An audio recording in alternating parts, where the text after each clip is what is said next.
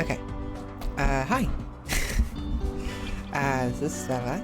I am at home right now. It is 9 o'clock p.m. on Wednesday, February 19th. And I'm playing some Rimworld. So this is the save that I played on the stream. A fair bit. Been playing a fair bit, and we've traveled a fair bit since I last ended the stream. Right now, we are in a situation where I am currently under attack in a new temporary base.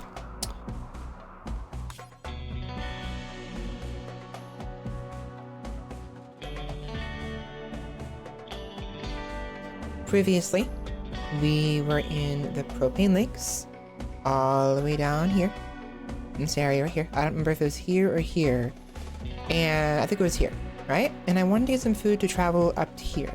We succeeded. It took us, we actually went through here. There was some pollution right here, but by the time we got there from here to there, it was gone. But I was resolved to go through it regardless. I knew better, you know, because of this issue right here, but it was a single tile of pollution, and I figured we'd be fine, and we had the masks. Whatever, I crossed it. No issue. Thankfully, we had a pelt flammo. We actually managed to actually tame that pelt flammo as well as the crystal mitch, which is right here. We got them both, which is nice.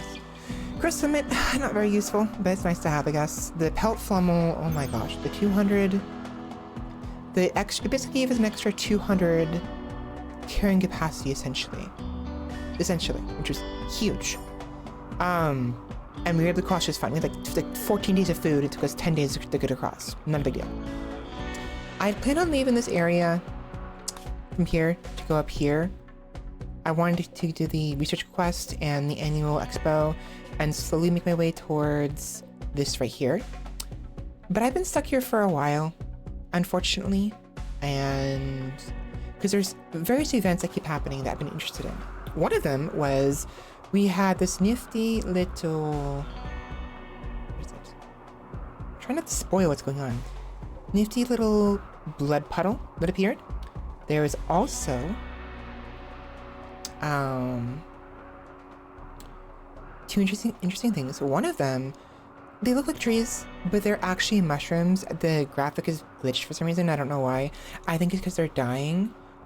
We had an event where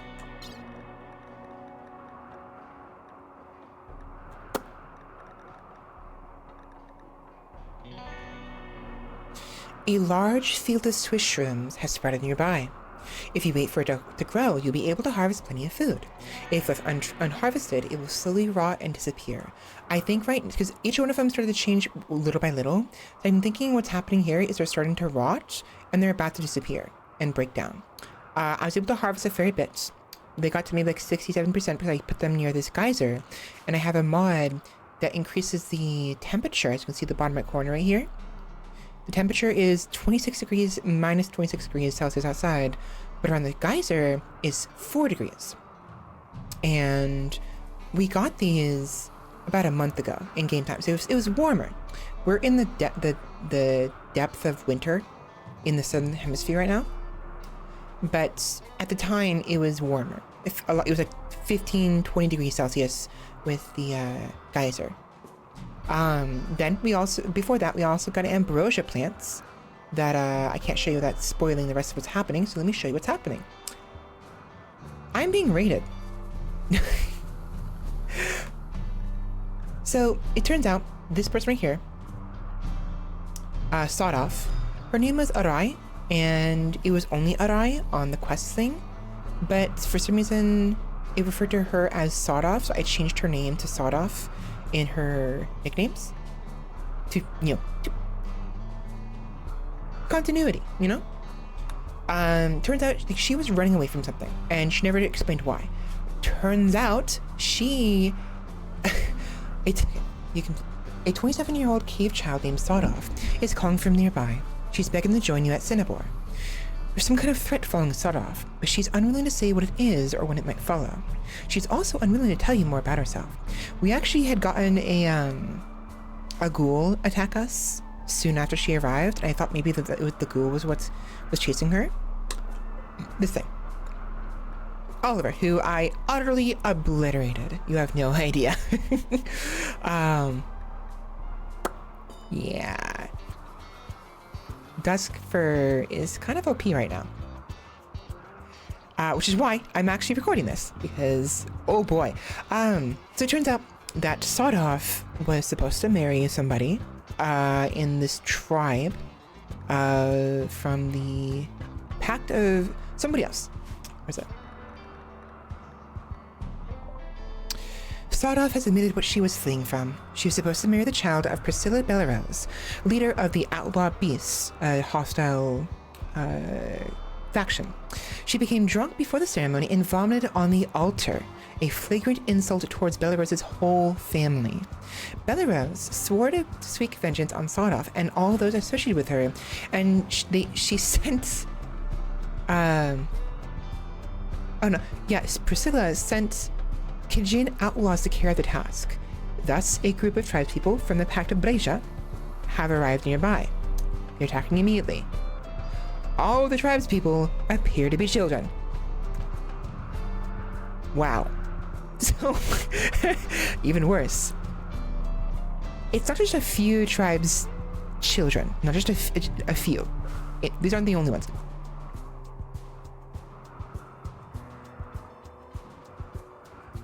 You have no...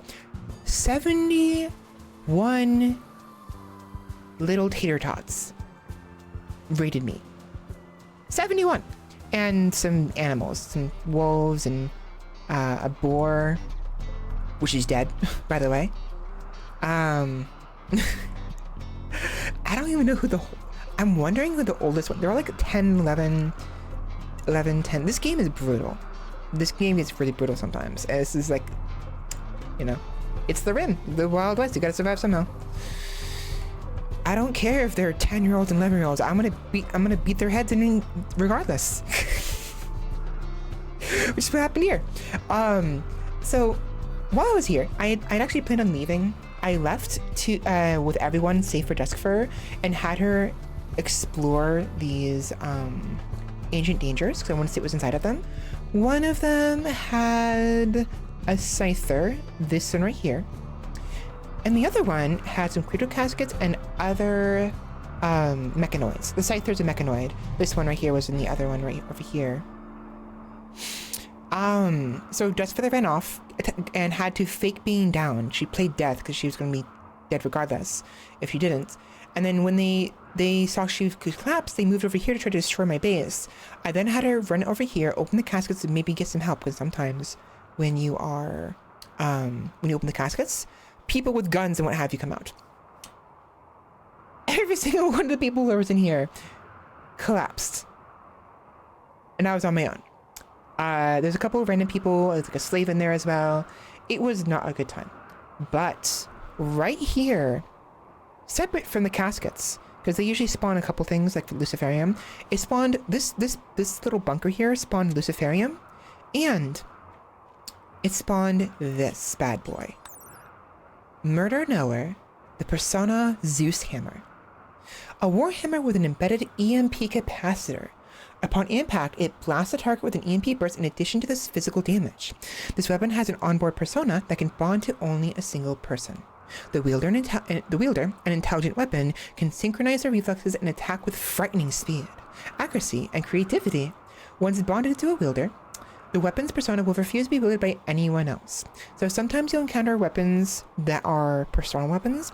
They're modifications of regular weapons. There is regular Zeus hammers that can be wielded by anybody. This one was not bonded to anybody, and I lucked out because before I was wielding this longsword, which is actually pretty damn good. I mean, look at this. 40 damage, right? 40 damage and 18 and 4. The Zeus, and also, you know, 1.5 sharp penetration and 1.6 blunt penetration, right? How much you can actually penetrate those kind of armors. The Zeus hammer, 4 damage with the handle of the poke, 58 damage crushing, with the head, and 0 sharp penetration, but 260.29 blunt armor penetration, with 110% critical chance, 55% parry chance, and 0.4 dodge chance for Duskfur. It's very slow. It's like every 2 seconds, which is pretty damn slow, to be honest. But this thing hits so hard, and I survived because of the Zeus hammer, but only barely. Look at that. Persona Zeus hammer. It was very effective against these mechanoids, because the mechanoids have a lot of armor, but they're weak against EMPs, and they're weak against crushing damage. I kept stunning them right here, because the Zeus hammer stunned them. It won't stun other enemies necessarily as much. I think it can, but it's most effective against mechanoids, which is ironic considering it was in here where where mechanoids had spawned. But Duskfeather took a bit of a beating. She collapsed, and I actually had Bonnet come back here. She was originally out over here with the caravan in a little encampment, waiting for Duskfur to finish her thing. 'Cause I actually wanted Duskfur to also, you know, get some more meats, because we are kind of low on food. I was going to have my people eat it, but we're going to have the animals eat it. And I figured it would make good kibble, you know. We need some meats, but the others wouldn't be happy about butchering these animals, unfortunately. I mean, they tend not to be, and I wanted them to be away. If they're not in the same map as me when I butcher these special kind of animals, it won't be a big deal. They won't care. They won't even know about it. You know, what they don't know won't hurt them. So that happened. But yeah, we are under attack, and I want to show you what's happening. Before I do anything else, do some little more recap. I have a couple new people. Maris, who had a Paralakabeja. She had arrived on a drop pod and couldn't move, and so we saved her. And now we're waiting for her to recover. And obviously Sawduff from the from this nonsense right here. This right here is from her. And we have another person called Oaks. Oaks ended up being a traitor. Now, I knew they were a traitor because they had the same ideology as I do. My primary ideology. I know for a fact they're a traitor because no one else should have this ideology. Only Duskfur does. So if anyone ever arrives with the same ideology as her, when she hasn't converted anybody yet, if she ever does, that means they're a traitor.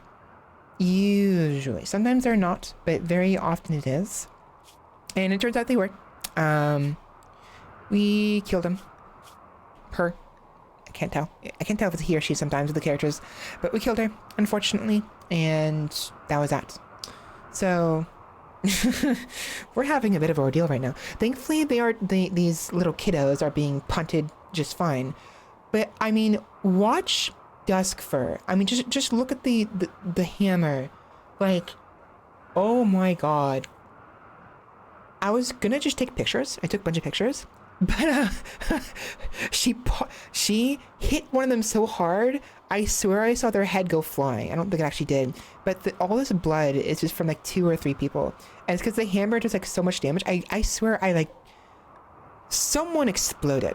Someone exploded because of this. I'm positive.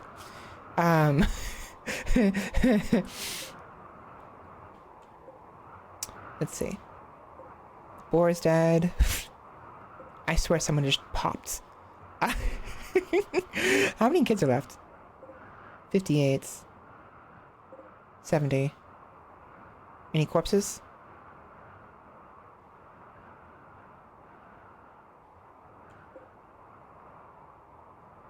I need to see if... Is anyone dead? No. Yeah. I think Duskfur hit one of these little tater tots so hard they became a tater tot grenade and exploded. That's what that was. I was so baffled what happened. I just saw a thunk and then just boom, and I thought their head popped. But I'm looking at the bodies here. No one's dead yet.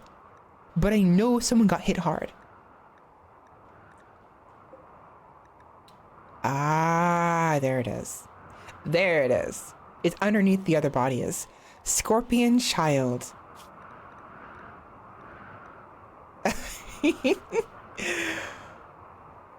A missing body part caused Scorpion to expire. Oh my god. Duskfur freaking hit them twice? I think? Bonnet hit Scorpion in the left crown. Scorpion missed Bonnets with a strike from his leg club, and then a missing body part caused Scorpion to expire. There it is. So she missed her first shot. Scorpion then tried to hit Bonnet, missed, and then Dustfeather came in with another shot, and oh my god, I know what happened. Dustfeather did an overhead strike, smashed Scorpion's head in so hard it cracked their ribs, and their head is just gone. Oh, okay. This is funny. Okay.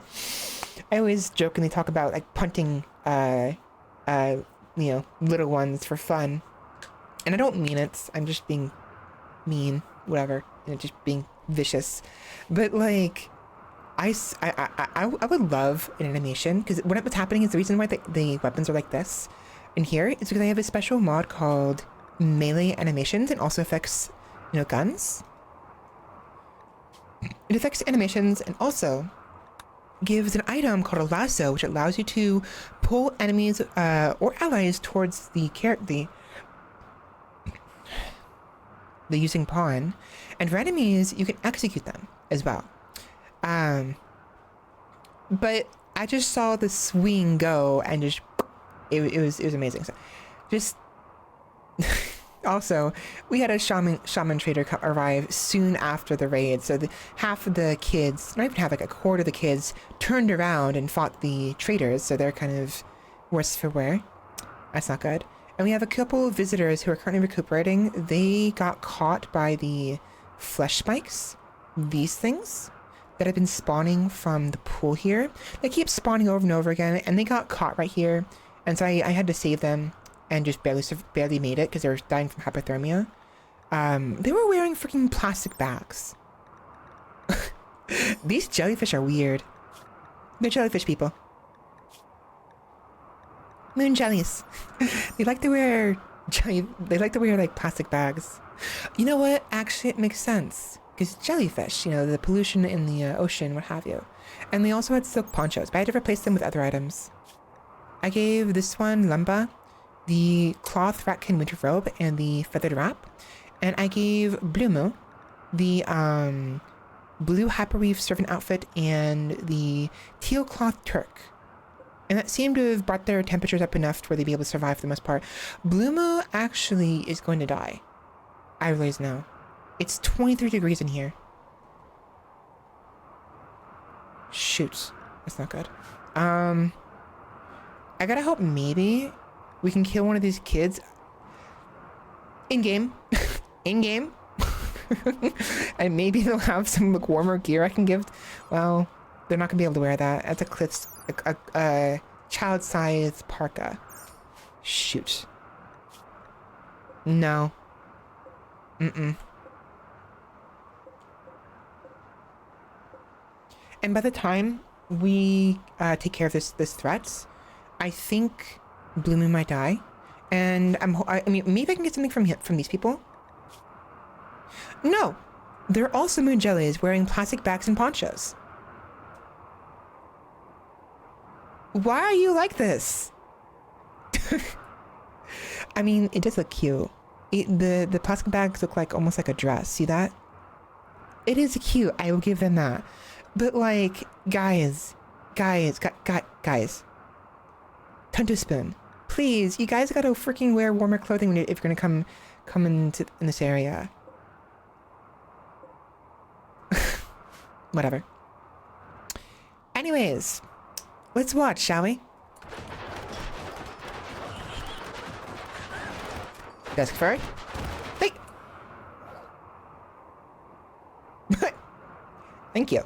Oh my god. That's Scorpion now. There's Iroban.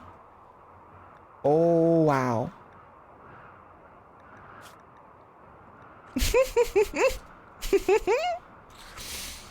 What's also funny, I didn't mention it earlier, but Iroban, one of these two little brats, they were on their way over here, like right here.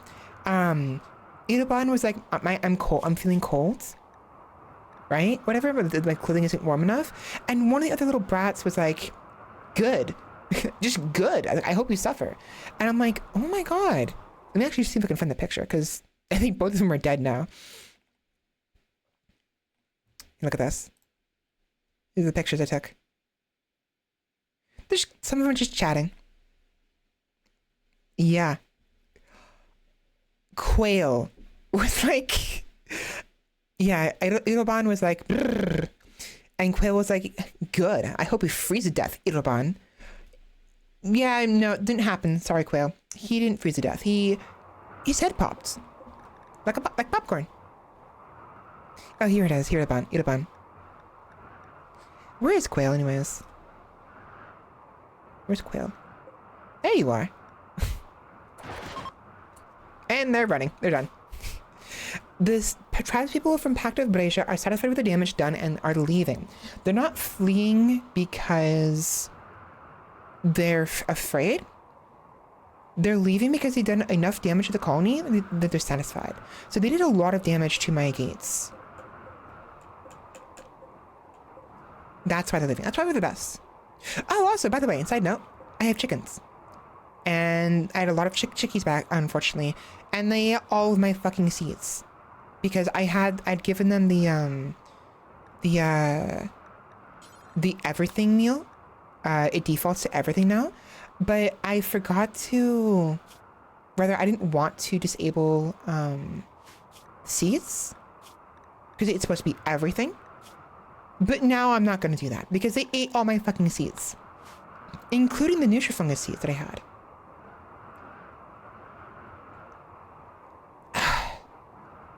Fuck's sake. Okay. We are in the clear. Yes? They're gonna need some saving. Which I'll do. Oh, one more thing. The traders came by with something interesting. A trailer, an artificial life form assembled from discarded armored vehicle components and amorphous polymers, which can be used as a transport truck and can replace freight vehicles on rough roads. I had no idea this was a thing. It has 75 degrees maximum comfortable temperature and minus 155 degrees minimum comfortable temperature. They literally have a truck.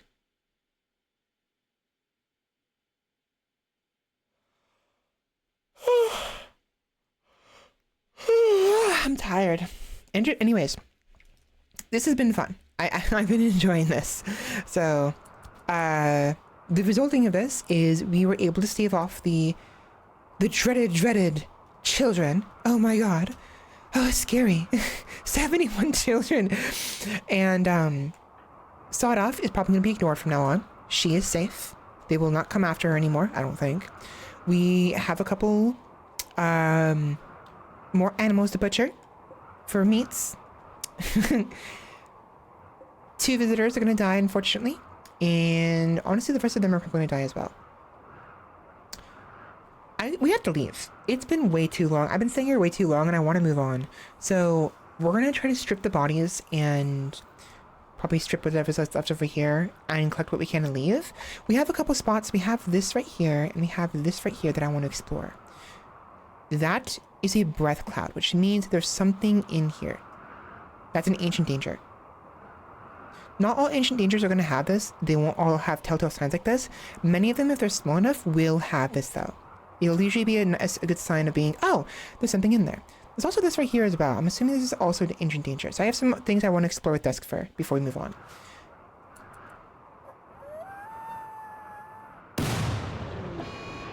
I don't care. That's so cool.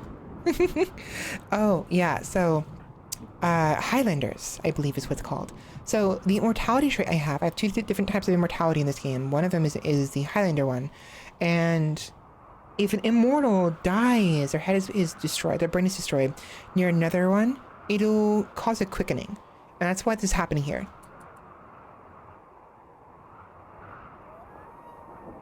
One of the kids here is immortal because the electricity is congregating around one of these guys.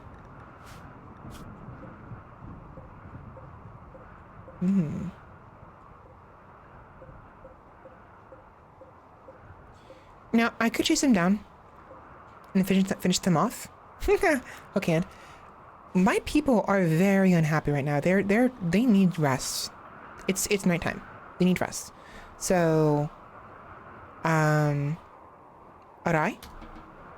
Bonnets, go do your thing. Duskford, go ahead and haul the wild boar. Tula, you'll be fine. Blue Moo, you're going to die, unfortunately. These bodies need to be removed.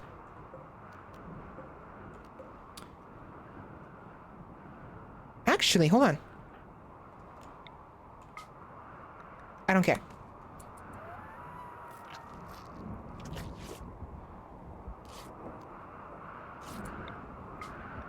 I don't care. Goodbye, little shit.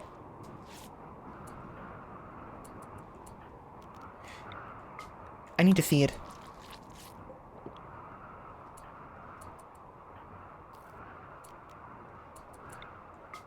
I don't care. Yay! Claus is back. She, when we went to go save these two visitors, she had a bit of a rough go of it with the flesh spikes. The finger spikes. So she had to recover a little bit.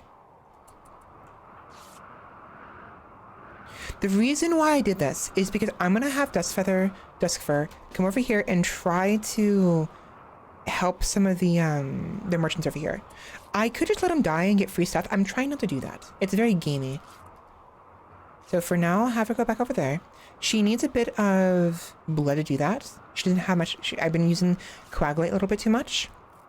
So once they leave the map, it'll be a lot less laggy. But my gosh. I don't care.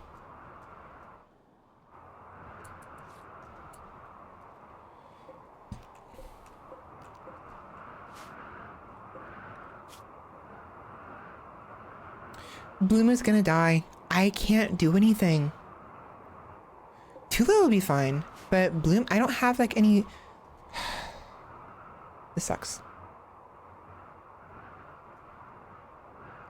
Anyways, I'm done recording. I'm gonna go ahead and end this here. I'm gonna play some more on my own, and if something happens again, it's something interesting, I'll share it with you guys. But I love Rimworld. It's a lot of fun, honestly. And I highly recommend you guys play it. Hopefully you enjoyed my nonsense, and hopefully you enjoyed me playing golf with a 10-year-old's head. That was interesting. Freaking... Duskfur slams Irabun in the head, causing it to pop like a blueberry. Yay! Talk to you later. Bye!